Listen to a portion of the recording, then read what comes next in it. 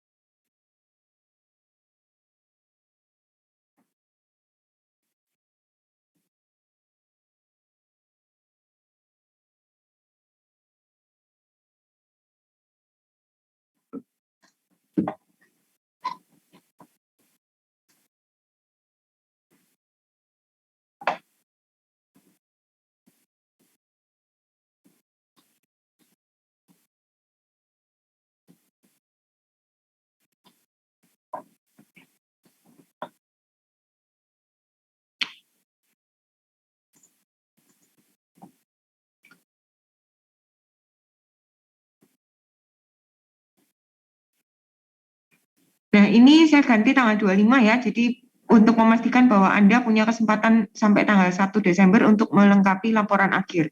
Nah, jadi kemarin sempat ada yang nanya soal BPMN di testing ini hanya sebagian saja yang dijelaskan. Namun nanti di bagian akhir, di laporan akhir Anda harus menjelaskan semua bagian dari BPMN Anda. Jadi sama saja harus buat semua. Kemudian UML kalau ada yang sudah terlanjur membuat silakan dikumpulkan saja.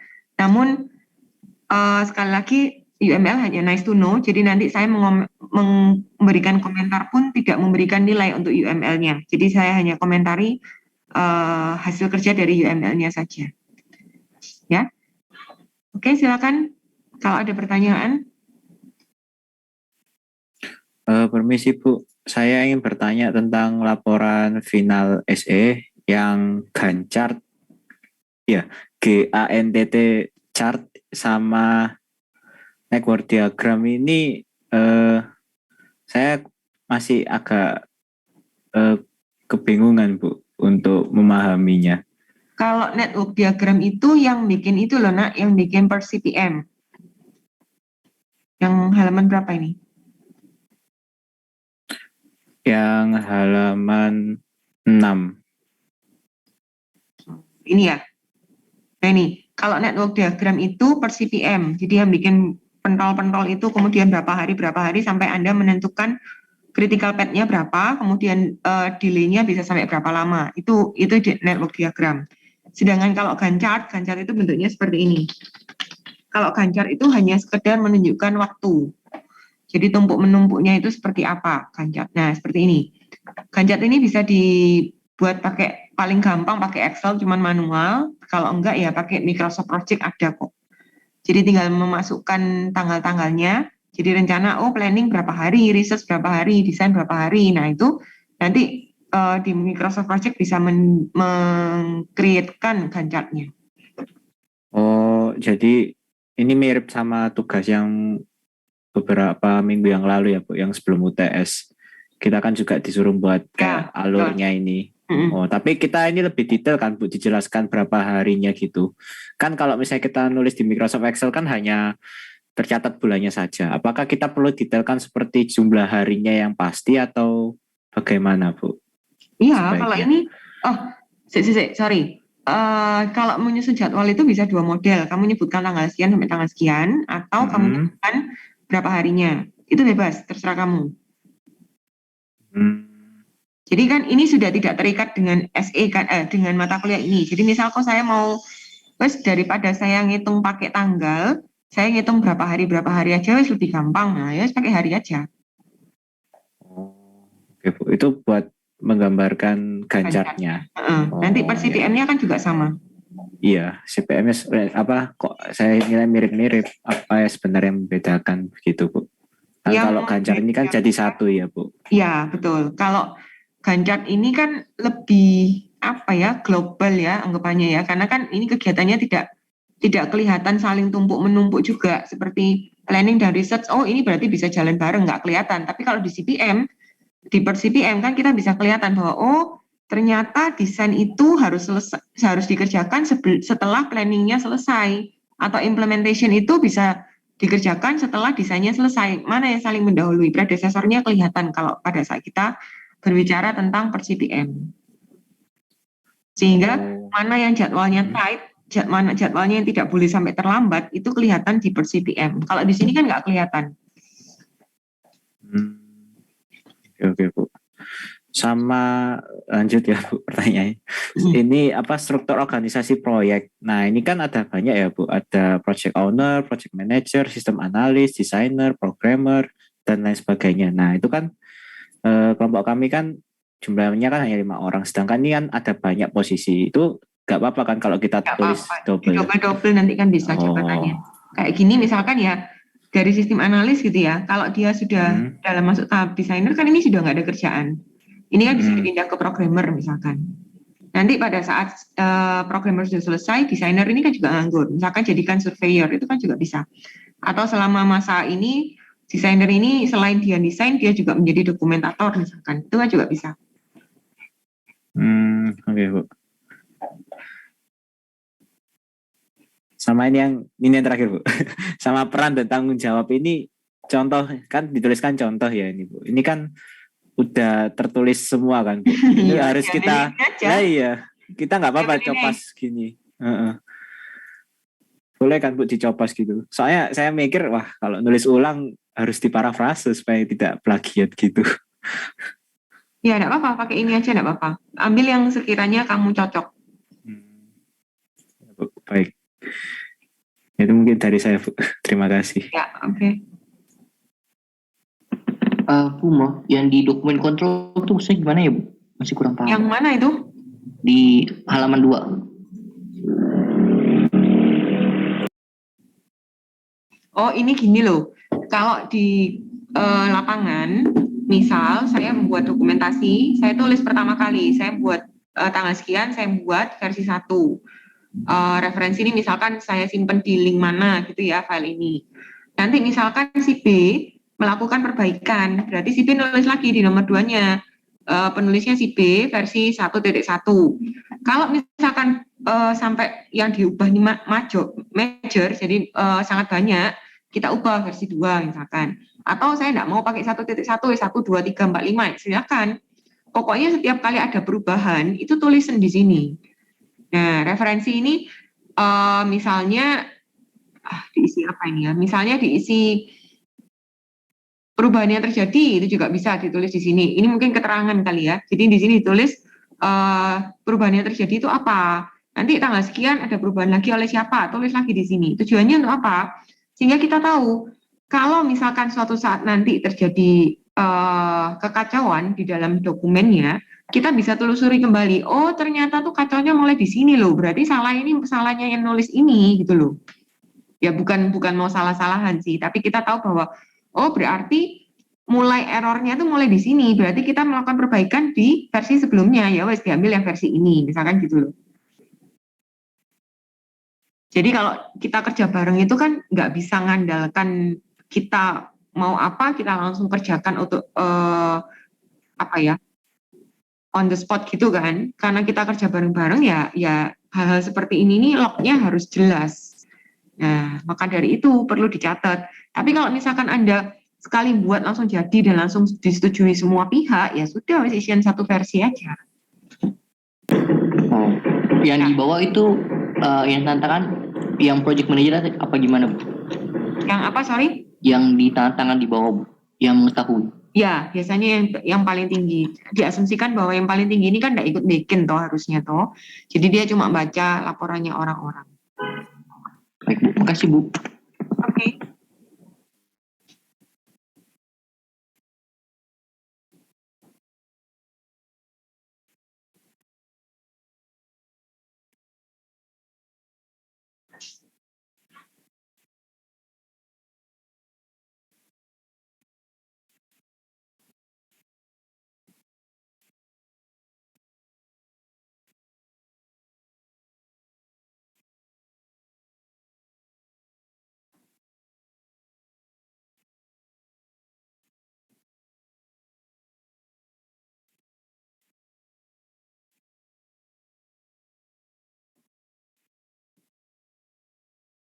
Ayo, ada lagi? Ini Bu mau bertanya. Di yang rencana testing Bu, Rencana testing halaman berapa itu? halaman bentar, 13. Nah, Nah, ini. ini Bu, maksudnya ini kan dia bilang kalau output yang dihasilkan itu dikosongkan dan kesimpulan dikosongkan. Itu memang nggak diisi gitu. Iya, karena kan tidak dijalankan. Jadi ceritanya itu, ini kan kita misalkan gini ya, misal saya punya mesin pembuat kopi. Harusnya kalau saya masukkan misalkan seperti apa, Uni Cafe atau apa tuh, saya masukkan satu kotak gitu ya. Terus nanti di sini outputnya apa? Oh, outputnya adalah coffee latte. Nah, harusnya ini kan dicoba beneran. Satu baris ini kan dicoba beneran. Benar pada saat di lapangan, bener nggak di sini keluarnya coffee latte? Jangan-jangan keluarnya di sini espresso. Nah, ini kan yang dua kolom ini kan dijalankan pada saat diisi pada saat dijalankan beneran. Nah, tapi kan kamu nggak jalankan beneran, jadi ya wes kosong. Oh, berarti nggak usah kayak ditulis ini berhasil atau gagal gitu ya? Nggak usah, Cuma kamu nggak nyoba kok. Oh, oke. Terus ini Bu, kan kalau di yang instruksinya itu kan kita kan ada kayak testing kan ada unit, ada integration, ada acceptance gitu kan Bu. Nah itu itu perlu dipisah-pisah nggak Bu? Halaman berapa itu? Enggak, waktu yang itu Bu, di yang PPT itu, yang tugasnya kita. Itu kan ada kayak unit testing, integration, ada sistem testing gitu. Itu dijadikan satu tabel atau dipisah-pisah gitu. Saya tak lihat lagi, saya kok bingung sing mana. Ini ya? Yang waktu itu Ibu kirimkan di WA itu. Yang penjelasan tugas. Oh, bentar, itu dari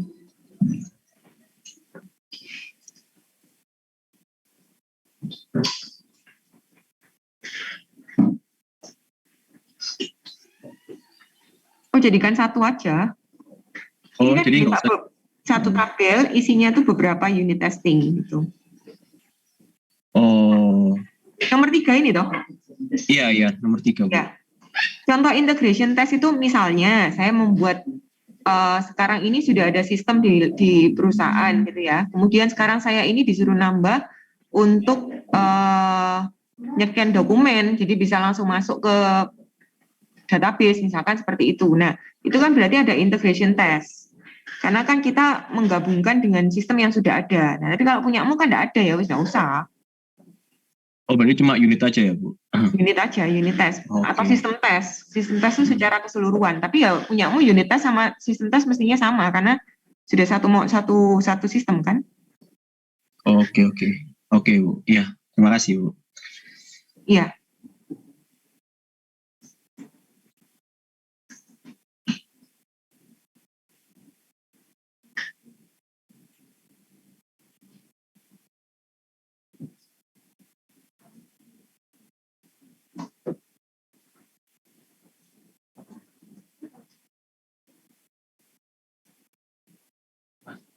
Ayo, ada lagi?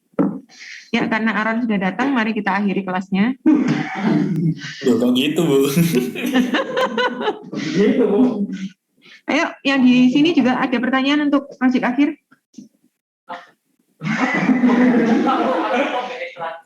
Oh iya Bu, saya mau bertanya lagi Bu, yang terakhir. Sorry. Nggak dengar, gimana, sorry? Ya, saya mau nanya lagi Bu. Itu apa? Jadi kita buat laporan akhir sama presentasi akhir. Ya kan Bu, presentasi juga kan? Presentasi akhirnya live, tanggal 1 Desember, Ya, live. itu. Jadi kita buat PowerPoint. Nah, itu berarti mencakup semua yang ada di laporan itu ya Bu? Semua yang ada di laporan akhir, iya. Tapi nggak usah panjang-panjang ya, karena maksimal cuma berapa menit. Kita ini Iya, Bu. nanti kan 3 jam. Kita ini ada 10 kelompok, berarti satu kelompok termasuk tanya jawab itu 15 menit. Wah, iya itu Bu. Apakah mungkin ya Bu, materi yang kayak analisis akhir itu kan cukup banyak ya Bu, mencakup ada benchmarking, analisis sistem itu kan mencakup benchmarking, mencakup kuesioner dan lain-lain. Sekilas saja ya Bu. Iya betul, karena kan sudah dipresentasikan di yang lalu. Ya, yang belum dipresentasikan secara live kan kayak desain sistem, kita kan buat ERT ya, betul. Dan sebagainya. Kita fokus ke sananya aja. Oh, berarti fokus yang belum pernah dipresentasikan sebelumnya ya Bu. Tapi kalau misalnya kamu ada revisi dari yang sebelum-sebelumnya juga nggak apa-apa. Oh iya Bu. Soalnya kan banyak ini Bu materi-materinya. Iya banyak. Nah, saya bingung banget, kan ada manajemen risiko kan juga ada tabel RMM-nya juga gitu loh. Itu juga panjang, makanya itu disendirikan. Jadi yang besok ini iya, apa yang belum dipresentasikan itu yang difokuskan. Ya, jadi baik. Memang jadi melakukan dokumentasi terhadap sistem itu memang sangat membosankan ya. Jadi pekerjaan ini itu seperti kita beli asuransi, kalau nggak ada apa-apa ya sudah nggak akan kepake. Tapi kalau ada apa-apa, laporan-laporan yang kita buat ini akan amat sangat membantu sekali. Kita nggak perlu tracking capek-capek tracking manual di sistem karena sudah ada dokumentasi. Kemudian kalau misalkan ada terjadi resiko, kita sudah punya recovery plan-nya seperti apa, kita sudah punya. Nah, jadi semua yang kita lakukan sepanjang semester ini benar-benar akan berguna ketika terjadi sesuatu. Nah, jadi selama tidak ada masalah, ya sudah, itu hanya sekedar dokumentasi yang akan disimpan begitu saja. Ya, jadi seperti apa sih masalah yang muncul? Ganti karyawan, servernya jebol, kemudian programnya ternyata misalkan ada hardware failure, kemudian misalkan ada sekarang sudah nggak disupport sistemnya dan lain sebagainya. Itu yang mungkin terjadi. Nah, jadi kalau selama nggak ada apa-apa ya sudah, laporan-laporan ini ya nggak ada gunanya. Ya kurang lebih seperti itu. Ya, oke, ya, sampai di sini ada pertanyaan lagi? Bu, saya mau bertanya. Ya, silakan. Kalau yang BPMN-nya itu berarti dibagi menjadi 2 ya, Bu? By system sama by user. BPMN enggak usah, by system saja, Mel. Oh, by system saja, Bu. By system saja. Kita sebagai pengembang, maka semua dilihat dari sisi sistem. Nanti user kalau misalkan usernya itu menggunakan sistem secara langsung, harusnya kan jadi aktor di dalamnya, Mel. Ya, berarti di BPMN-nya nanti ada aktor di dalamnya gitu ya, Bu ya? Ya, betul. Jadi kamu bisa buat lane-nya sistem dan lane-nya user. Oh, ya Bu. Oke, Bu, terima kasih. Ya. Mau tanya. Ya, Yuvan. Berkaitan tadi yang ditanyain sama Melanie, berarti tetap ada yang dari sisi sistem dan user kan, Bu? Kayak sudah dalam satu BPMN itu kita sudah bisa melihat dari berbagai sisi kan, berarti ada sistem, kita sudah bisa melihat sistem itu ngapain, user itu ngapain, karena kan jadi 2 lane dalam satu pool yang bersamaan, tidak sebagai external pool maksud saya usernya. Oh iya, maksudnya dalam satu pool kan yang dibagi 2 biasanya. Betul sekali. Oke, ya, bukan sendiri-sendiri. Oke, terima kasih. Ya, oke, ada lagi? Ya, Rey. Kan kalau misalnya ada sistem, ada user, terus ada kayak dokter. Nah, dokternya itu kayak cuma sebatas kayak konsultasinya gitu. Konsultasi untuk sistem pakarnya atau sistem konsultasi kayak dokternya itu kan kayak dosa kayak usernya gitu. Nah, itu nanti pakai sistem enggak? Dia bisa menyimpan sesuatu, dia bisa melakukan sesuatu terhadap sistem, melihat history misalnya. Oh, bisa. Bisa ya, jadi aktor juga. Berarti kan dia user juga. Usernya tuh misalnya contoh yang tentang sekolah gitu ya. Berarti usernya kan ada guru, ada anak dengan fitur yang berbeda kan, dua user ini kan. Nah berarti ya lane-nya nanti ada 3. Karena jenis usernya ada 2. Atau misalkan saya maunya sistemnya tidak muncul, jadi hanya kelihatan aktor-aktor yang terlibat saja, sistem itu kan cuma nyimpen, ngambil, atau ngupdate, atau ngapus. Nah, itu kan bisa dilihat dari transaksi database, boleh silakan. Jadi tidak harus muncul full system, karena full system itu biasanya tidak terlalu banyak digunakan selama tidak ada sistem pintar. Ya, kalau ada sistem pintarnya, iya kita butuh sistem, karena ada kegiatan-kegiatan yang memang dilakukan secara mandiri oleh sistem. Kalau tidak ada, ya sudah. Aktor sistem tidak usah muncul.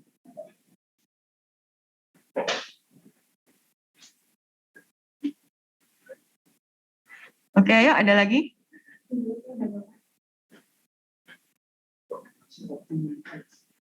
Oke, kalau tidak ada pertanyaan lagi, maka kelas software engineering KPA. Terakhir. Ya, silakan.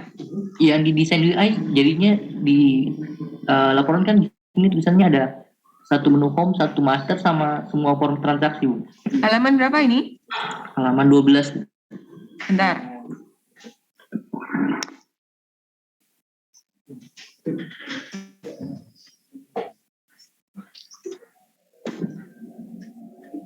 Terus kenapa benar? Soalnya kan kemarin ibu bilang katanya kasih 1 aja desain UI-nya, Bu. Oh, 1 aja itu di testing toh? Oh, baik. Ya, yang di sini yang transaksi-transaksi tidak disuruh buat semua karena tidak bisa diwakili. Setiap transaksi itu kan bentuknya beda biasanya. Ya, maka dari itu semua form transaksi diminta membuat modelnya. Baik, terima kasih, Bu. Ya, sama-sama. Sudah? Ada lagi pertanyaan? Ya, Bu, saya mau bertanya lagi. Ya. Untuk yang instalasi atau konversi sistem itu maksudnya seperti apa ya, Bu? Instalasi itu yang kemarin itu loh, yang single location, yang kemudian ada, saya lupa istilahnya, ada yang direct installation, ada yang parallel installation. Nah, kamu mau yang mana? Biasanya kalau misalkan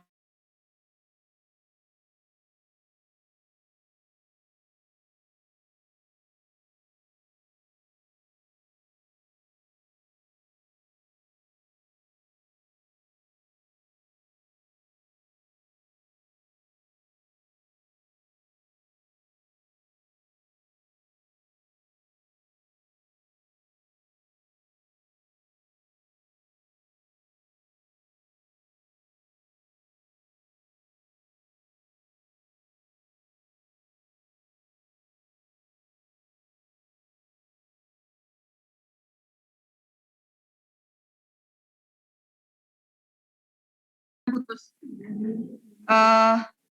Saya ulangi lagi ya. Seperti contoh yang kemarin membuat tentang sekolah, kan berarti dia akan menggantikan sistem yang lama, yaitu sekolah dengan Zoom, gitu ya. Nah, sekarang kalau misalkan ini dijalankan secara paralel, masuk akal enggak? Artinya kan guru sama murid dalam satu waktu itu menggunakan 2 sistem, Zoom dan sistem yang baru. Nah, ini kan tidak memungkinkan. Bingung nanti muridnya, apalagi targetnya anak TK misalkan. Nah, maka mau nggak mau, ini menggunakan, misalnya saya menggunakan direct installation, tapi yang single location. Jadi misalnya, kelas PGA dulu yang pakai ini, atau kelas TKB dulu, kan anaknya lebih besar-besar, lebih dewasa. Maka saya coba ke anak TKB dulu, 1 kelas, saya pakai sistem yang ini. Kalau di sini oke, baru saya proses ke yang lain. Nah, seperti itu bentuk implementasinya. Rancangan implementasinya. Ya, jangan pakai 4 itu. Kemudian satunya apa, Mel? Instalasi atau konversi sistem, Bu. Ya, yang konversi sistem itu, konversi data itu berarti kalau misalkan dulu, ini misal ya, kita berbicara tentang sistem jual beli gitu ya. Tokonya sudah jalan 5 tahun, selama ini dia pakai Excel nyatutnya.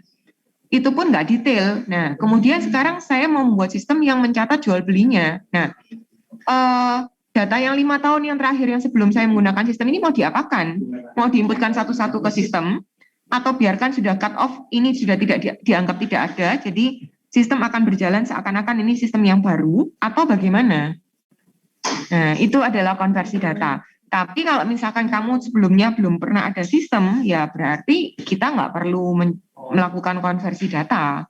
Tidak ada konversi data karena sistem baru, misalkan seperti itu. Ya? Oke Bu, terima kasih. Gimana, Mbak? Oke. Ayo, ada lagi?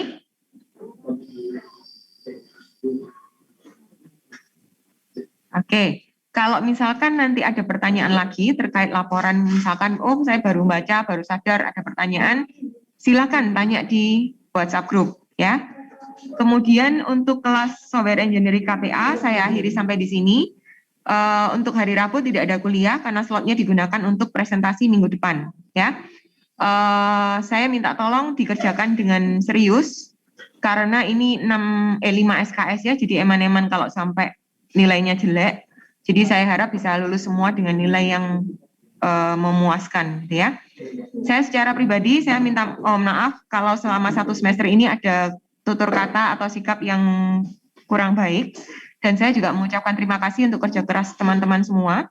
Semester depan semoga bisa ketemu lagi di mata kuliah yang berbeda ya. Jangan ngulang di Software Engineering. Oke? Terima kasih. Selamat siang.